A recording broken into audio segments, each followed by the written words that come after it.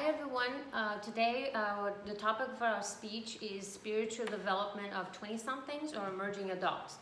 My general goal is to persuade the audience to engage in a deep spiritual life or becoming spiritual mentors.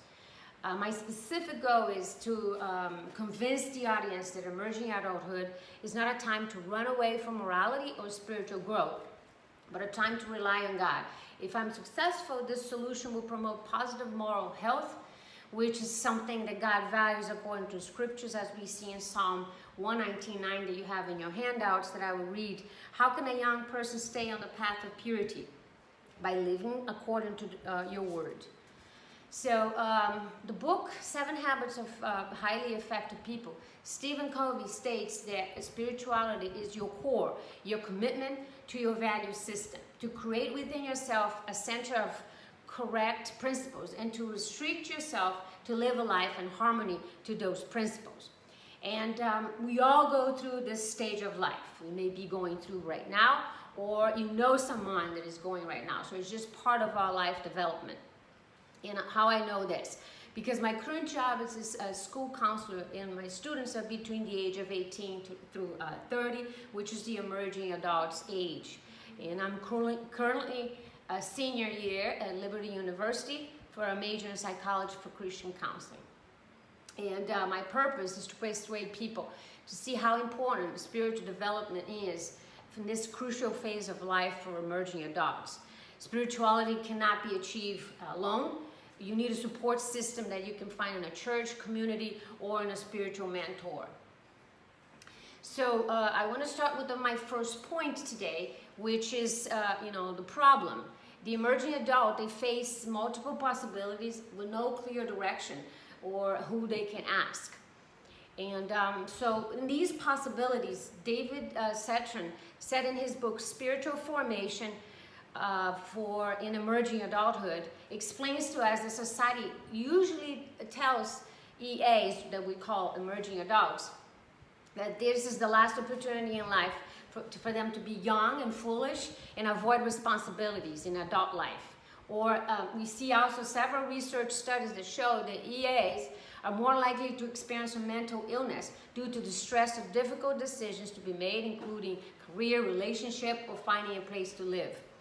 And according to Dr. Arnett's study, young adults are faced with identity exploration, which is not a bad thing, but if it's done out of the light of God's word, can be very dangerous. And we see that in Genesis 1:27, God created mankind in his own image. So this is our identity. And it's well established that 80% of life, most defining moments, take place before the age of 35. So it's very important to plan ahead. So we need that. So let's move on now. Why is it that the reasons why emerging adults try not to get away from spiritual life? And we find that in Dr. Christian Smith, he's a sociologist, he found out that regards that it is a concept that he called self-evident morality, which is EA tend to believe that each person should develop their own concept of what is right and wrong in this stage of life. And another fact that we found out is that William Perry tells in his study of college students that they all tend to see with a dualistic thinking. Or what this means is that they see the world as right and wrong, or for or against, or good and bad. So for 20-somethings, if the information came from a respected professor or well-known news site, so they assume that the information is true. So it leaves them very open for manipulation. Another point is that if you follow the media, message, which is, do whatever you want, and this brings guilty feelings, because it's not something that it goes, with the Bible. So they try not to go to church this way they don't feel guilty. So it's also important for the next point because it shows all the benefits that we find in a spiritual development. So psychologist Amber Nato shows that the spiritual development, it's like a protective factor. She has an article called Understanding the Roles of Spirituality in Emerging Adults.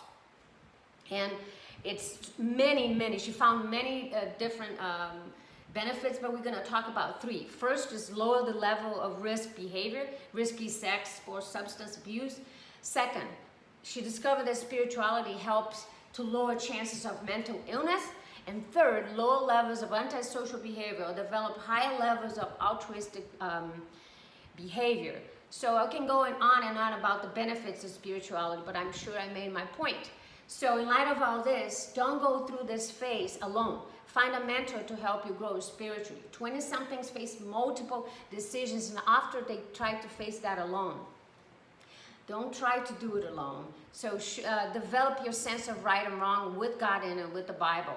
So lower your levels of risk behavior in your life. So the only question is left, do you want to protect yourself by developing a proper spiritual life, or will you take a chance and do it on your own? The choice is yours.